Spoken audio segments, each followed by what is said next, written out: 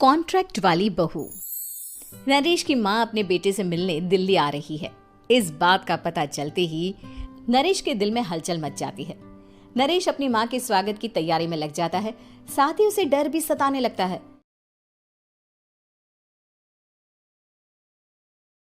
कि उसकी माँ कहीं अपनी पुरानी जिद पर फिर से बैठ ना जाए। हे भगवान, इस बार बचा लो, अगले साल पक्का माँ की जिद पूरी कर दूंगा। तभी दरवाजे की घंटी बजती है। नरेश दरवाजा खोलता है तो सामने अपने मकान मालिक को देखकर हैरान हो जाता है, क्योंकि उनके साथ एक सुंदर सी लड़की भी थी। अब नमस्ते अंकल, कुछ काम था, मुझे बुला लेते। आपने क्यों कष्ट किया? अरे नहीं नहीं, इसमें कष्ट कैसा, मैं तो बस तुम्हें रीना से मिलवाने आया था।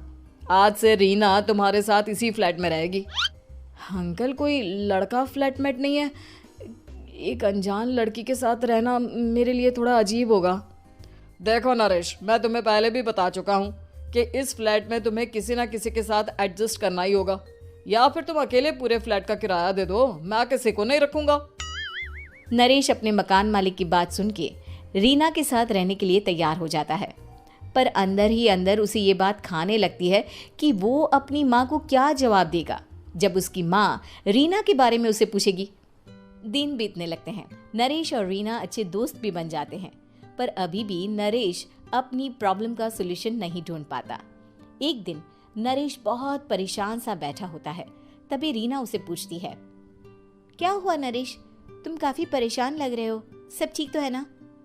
हाँ सब ठीक है, बस एक छोटी सी प्रॉब्लम है। वो एक्चुअली 2 दिन बाद मेरी माँ मुझसे मिलने आ रही है। अरे तो इसमें प्रॉब्लम क्या है, ये तो खुशी की बात है। हाँ रीना, बट मेरी माँ एक जिद लेकर बैठ गई है कि मैं शादी कर लूँ, पर मैं अभी इस चीज़ के लिए तैयार नहीं हूँ। ऊपर से जब वो तुम्हें देखेगी तो 100 सवाल करेगी, क्या जवाब दूंगा?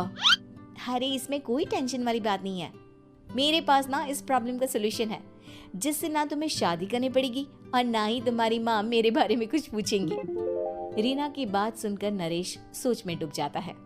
वो सोचता है कि रीना खुले ख्यालों वाली लड़की है, कहीं माँ को सच बता ना दे। नरेश को सोच में डूबा देखकर रीना कहती है, अरे क्या हुआ, किस सोच में पड़ गए? डोंट वरी, जैसा तुम सोच रहे हो ना वैसे कुछ भी नहीं है, मेरे पास एक प्लान है। मैं कुछ समझ नहीं पा रहा हूँ, कैसा प्लान? मैं समझाती हूँ। हम ना एक कॉन्ट्रैक्ट मैरिज कर लेते हैं। फिलहाल मेरे पास जॉब नहीं है, तो तुम इस रूम का किराया दे देना जब तक तुम्हारी माँ यहाँ रहेंगी, सिर्फ तब तक। और तुम अपनी माँ से कह देना कि मैं तुम्हारी पत्नी हूँ, इससे वो मेरे यहाँ रहने पर कोई सवाल भी नहीं करेंगी। अरे बात तुम्हारी ठीक है, पर माँ से झूठ बोलना, ना ना बाबा, मैं ये रिस्क नहीं ले सकता। कोई और आइडिया दो ना तुम। देखो मंजूर हो तो बोलो, वरना सच बता दो, मुझे कोई प्रॉब्लम नहीं है। रीना की बात सुनकर नरेश सोच में डूब जाता है। बहुत सोचने के बाद जब उसे कोई रास्ता नहीं मिलता तो वो रीना के बताए हुए रास्ते पर चलने के लिए तैयार हो जाता है। वो रीना से बात करता है और अपनी माँ की पसंद और नापसंद के बारे में बताता है। रीना भी नरेश की सभी बातों को ध्यान से सुनती है, ताकि कहीं उससे कोई गलती ना हो जाए। आखिर वो दिन भी आ जाता है जब नरेश की माँ उससे मिलने दिल्ली आ जाती है। नरेश अपनी माँ को फ्लैट पर लेकर जाता है। जैसे ही नरेश की माँ फ्लैट के अंदर जाती है, रीना उसके पैर छू लेती है।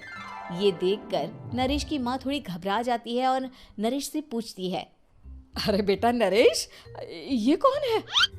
माँ, ये आपकी बहू रीना है। माफ़ी चाहता हूँ, सब कुछ इतनी जल्दी में हुआ कि आपको बता ही नहीं पाया, इसलिए सोचा कि क्यों ना आपको सरप्राइज दिया जाए। अरे बेटा, मैं तो बस तेरा घर बसा हुआ देखना चाहती थी। हाँ, बहुत अरमान थे अपनी इकलौते बेटी की शादी को लेकर, लेकिन कोई बात नहीं, शायद किस्मत को यही मंजूर होगा। ये कहते ही नरेश की माँ रीना को गले लगा लेती है। रीना बेटिया, मेरा बेटा ना थोड़ा नादान है, पर तुम काफ़ी समझदार लगती हो, और मैं जानती हूँ कि तुम इसका बहुत अच्छे से ध्यान रखोगी।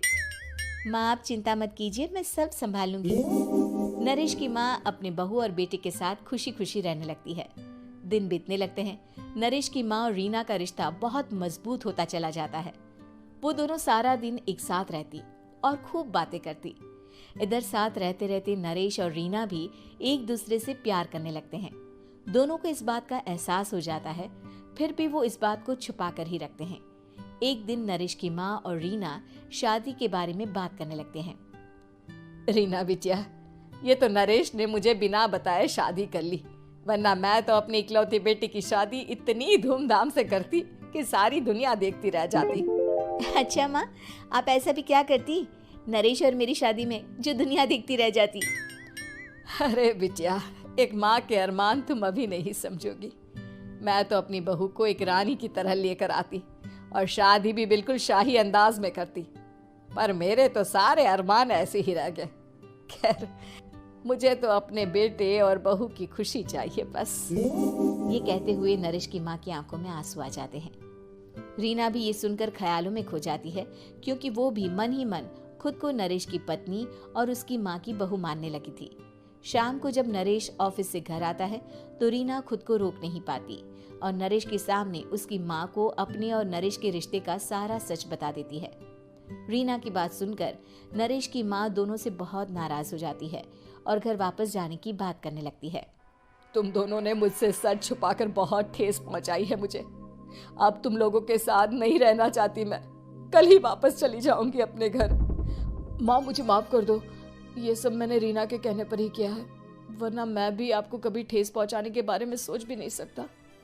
हाँ माँ, हमने ये सिर्फ आपका दिल रखने के लिए किया, प्लीज हम दोनों को माफ कर दीजिए।